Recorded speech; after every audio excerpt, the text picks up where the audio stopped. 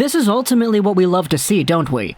Legendary players, you know? These guys are legends doing what legendary players do. I didn't realize just how good everything had been falling for the Oilers this season until I turned on the Coyotes game the other night. And that game, Edmonton versus Arizona, was a 5-3 Oilers victory, which in itself for the Oilers is good because they're chasing the Flames, the top of the Pacific race and all that stuff. But this game featured a 4-point night from not one, but two of the Oilers stars. And, I mean, you know who they are, like... There's no way you don't know who Leon Draisaitl and who Connor McDavid are. These guys with 4-point nights, 2 goals, 2 assists each. And when you take a look at just where that puts them in the NHL rankings for points, Leon Draisaitl, in 19 games played, has 20 goals. Dude, the guy's over a goal a game. He's also at 20 assists too, putting his point total at a whopping 40 in 19 gosh darn games! Dude, this guy hit 84 in 56 last year. If you double everything and you try to map it out, 40 divided by 19, multiplied out by 56, if he plays a 56-game campaign, he's on pace for 117 points right now. And if you multiply it out by the 82-game marker, yeah, guess what? Draisaitl is on pace for, 160-something points? Dude, this is getting ridiculous at this point, dude. Like, how in the heck is this even remotely possible from somebody not named Connor McDavid? And McDavid, for his right, I mean, he's not at 40 points, he is at 36 in 19 games played. He is over an assist a game, he is just under a goal a game with 14 goals and 22 assists. So... yeah, guess what? McDavid and Draisaitl, or excuse me, Draisaitl and McDavid, 1 and 2 in NHL points, above Ovi, Nazem Kadri, Evgeny Kuznetsov, and you can see the rest of the list as it follows through. Who knew that Elias Lindholm was going to go out there as a top 10-point scorer in the league? I certainly didn't. What about you? Heading back over to the Draisaitl and McDavid conversation, though, if you take a look at some of the point stats that have been thrown out there, this is what ESPN Stats and Info tweeted out. Leon Draisaitl is up to 40 points on the season with 2 goals and 2 assists on Wednesday versus the Yotes. He's the first player since Jaromir Jagr and Mario Lemieux in 95-96 to get 40 points in his team's first 19 games. That's legendary status right there. Are you kidding me? Lemieux and Jagr, these guys are GOATs. These guys are at the top of the food chain when it comes to best NHL players of all time. Draisaitl is right up in there, accomplishing a feat that hadn't been done since those two guys did it. What was it, like 25 years ago? Like, my goodness, I cannot believe just how astronomically good this Oilers squad is offensively for these two guys to go out there and do their thing. Meanwhile, you have yourselves that stat that was thrown out here. Leon Draisaitl has 15 goals in his last 12 games. Meanwhile, the Philadelphia Flyers have 19 goals in their last 12 games.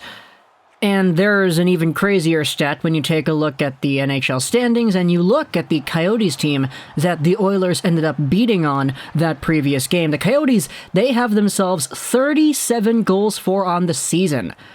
Connor McDavid and Leon Draisaitl are just 3 back, as McDavid has 14 and Draisaitl has 20. So, yeah. There's almost an entire team's worth of goal scoring being taken up by these two guys on the Oilers. And when it goes to the Connor McDavid thing, here's what they said on NHL Stats for the assist marker. He is the 4th fastest NHL player in history to 400 career assists, as he got 400 assists in 426 games played. He is just behind Wayne Gretzky, Lemieux, and Peter Stastny. So, yeah, you know the stat that everybody loves to say, who is the second most productive player in the NHL in the 80s?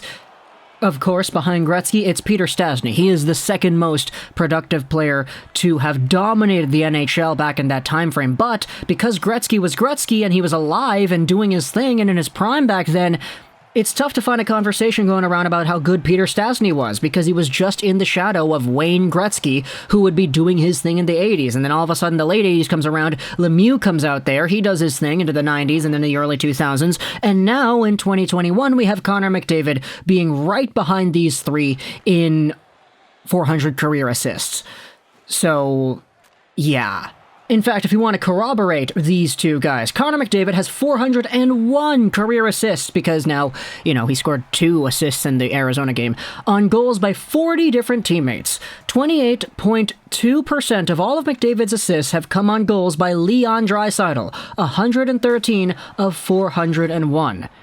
And it started to get me thinking, this teammate thing, where 2 line mates are producing points on the same goals, there are some times where you say, okay, Henrik Sedin, out of the X amount of assists that he has, Y amount of these assists actually went to Daniel Sedin goals. And I think it was like Henrik and Daniel and Kane and Taves and Kuznetsov and Ovechkin that were always at the top when it comes to that category, at least in the modern age. But now, McDavid, Draisaitl, these guys don't play on the same line half the time, and yet they're still going out there doing this. So it's just kind of funny, isn't it? You look at the tape too, and it's just, you see this pattern over and over where Connor McDavid can just score when he wants to score. He picks up the puck, he's got speed, as long as he's going a few strides deep, he's like, okay, I'm gonna score now, and then he does that, and then it's like, okay, great, he's gone out there and scored 3 points this game, and he can just do that over and over and over again because nobody has an answer to his speed. Sure, there are players that are faster than McDavid. You could say that Matthew Barzal is faster than McDavid, or Dylan Larkin, or Andreas Athanasiou, or whoever, but nobody can handle the puck like McDavid can and make quick on-the-fly decisions like McDavid can, and just dominate a segment of the ice like McDavid can when he is going that fast. And it's fun. It's absolutely fun to watch, and he is one of the most talented athletes the sport has ever seen. I get it, Wayne Gretzky was smart, this and that. I get it, Crosby is probably better defensively because Crosby is the surgeon, and everything he does is so precise. All the little passes, all the little flicks of the stick, all the little things that he does, they're fantastic and so intricate to watch. But for McDavid, he's just like, screw it, I'm going to score. I'm going to take the puck, I'm going to go down, and I'm going to score another goal, because that's what I do.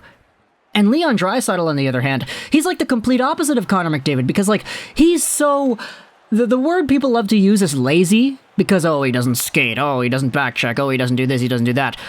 Leon Draisaitl is that guy that just stands around in the offensive zone. He doesn't really move around all too much. You watch, the Barrys and the McDavids and the Nugent Hopkins cycle it around, and all of a sudden you look at the box score at the end of the game and it's like, oh, Leon had 3 points again. He just got on the board because he's always in the right place and the right time. This might be the modern day version of just an absolute cherry picker without being a cherry picker. Because he's always there in the proper positioning because his brain just analyzes the play so well.